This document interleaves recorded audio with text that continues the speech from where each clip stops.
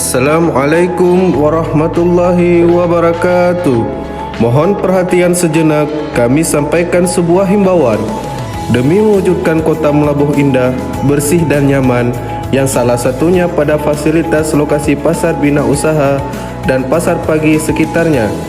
Sebagai sarana pusat perbelanjaan publik, pemerintah Kabupaten Aceh Barat beserta dengan seluruh komponen masyarakat memiliki tugas dan tanggung jawab bersama dalam mengelola dan menata sesuai fungsi dan peruntukannya.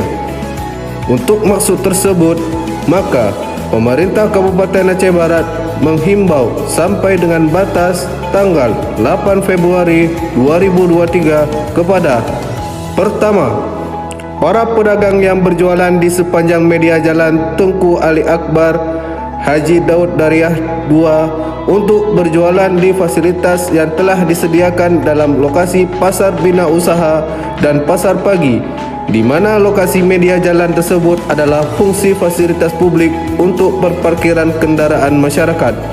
Kedua, para pedagang yang berjualan di atas parit Lung Ane Aye dapat disampaikan bahawa Lung Ane Aye tidak dapat digunakan sebagai sarana tempat berjualan atau pembangunan tempat tinggal karena fungsi utama Lung Ane Aye sebagai bagian sarana infrastruktur pengendalian air genangan dan banjir.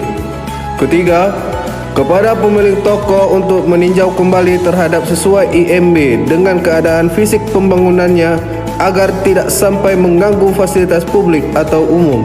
Keempat, kepada para pedagang di fasilitas kepemilikan hak milik untuk menjaga dan mengatur kebersihan dan kenyamanan usahanya demi mewujudkan ketertiban dan ketentraman bersama.